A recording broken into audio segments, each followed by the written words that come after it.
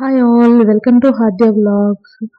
Husband and పిల్లల lunch బాక్స్లోకి ఈజీగా అండ్ సింపుల్గా టేస్టీగా అయిపోయే వెజ్ పులావ్ ఎలా చేసుకోవాలో చూసేద్దాం. ముందుగా స్టవ్ పైన కడాయి ఆర్ కుక్కర్ పెట్టుకొని కొద్దిగా ఆయిల్, ఒక స్పూన్ వరకు నెయ్యి యాడ్ చేసుకొని హోల్ గరం మసాలా, బిర్యానీ సామాన్లు ఒక్కొక్కటిగా యాడ్ చేసుకొని బాగా వేగనివ్వాలి.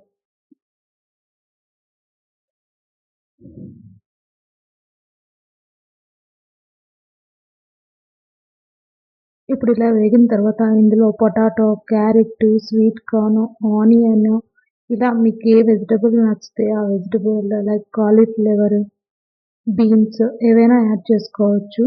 సన్నగా కట్ చేసుకున్న ఉల్లిపాయ ఒక 2, పచ్చిమిర్చి ఒక 5 వరకు వేసుకొని వేగనిచ్చి ఈ వెజిటబుల్స్ అన్నీ వేసుకొని వేగనివ్వాలి. ఇందులో టమాటా 1 వరకు యాడ్ చేసుకోవాలి. టమాటా ఎక్కువైనా బాగోదు.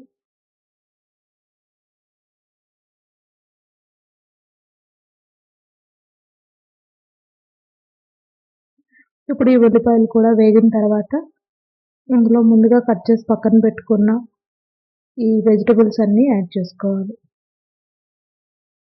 బీట్రూట్ ఏవైనా యాడ్ చేసుకోవచ్చు. మష్రూమ్.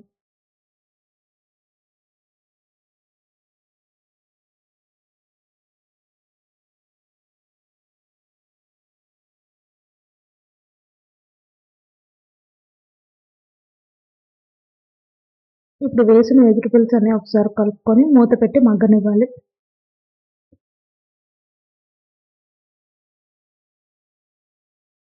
వెజిటబుల్స్ అన్నీ మగ్గాక ఒక స్పూన్ వరకు అల్లం వెల్లుల్లి పేస్ట్ వేసుకొని అల్లం వెల్లుల్లి పేస్ట్ వేగిన తర్వాత 1 గ్లాస్ వరకు నానబెట్టుకున్న బాస్మతి రైస్ లేదా నార్మల్ రైస్ వేసుకొని, ఒక గ్లాస్‌కి 1:15 బాస్మతి రైస్ అయితే, అదే నార్మల్ రైస్ అయితే 2 గ్లాసుల వరకు నీళ్ళు వేసుకొని, సరిపడా ఉప్పు, కొత్తిమీర కూడా వేసుకొని, ఒకసారి ఉప్పు టేస్ట్ చూసుకొని మూత పెట్టి, అదే కుక్కర్‌లో అయితే ఒక 3 విజిల్స్ లేదా 2 విజిల్స్, బాస్మతి రైస్ అయితే, నార్మల్ రైస్ అయితే 3 విజిల్స్ వరకు ఉంచి కుక్ చేసి స్టవ్ ఆఫ్ చేసుకుంటే అంతే. ఈజీగా అండ్ సింపుల్‌గా చాలా టేస్టీగా ఉండే veg pulao ready. Husband and పిల్లల లంచ్ బాక్స్‌లోకి కరెక్ట్‌గా సెట్ అవుతుంది అండ్ టేస్టీగా ఉంటుంది.